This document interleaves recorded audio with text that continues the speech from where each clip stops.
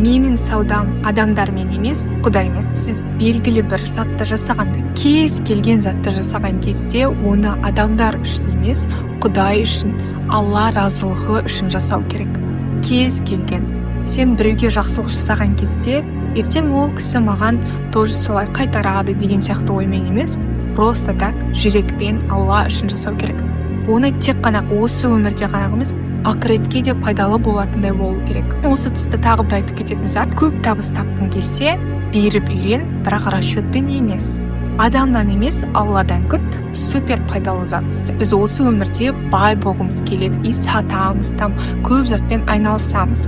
И осы кезде, егер де сіз оны просто ақша табу үшін істейтін болсаңыз, оның берекесі болмайды. Так и так, супер пайдалы іс Алла разылығы үшін.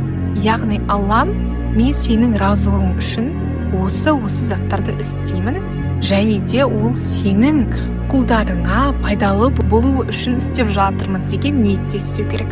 Не көп ақша табу емес. Еще мына адамнан ақша алып қалайын деген ниетпен емес, мен просто көмектесейін, сен товарды сату емес, сенің мақсатың адамдардың қалауын жабу деген мақсатта болу керек. Осы жаққа да, ана жаққа да пайдалы жұмыс істеу керек.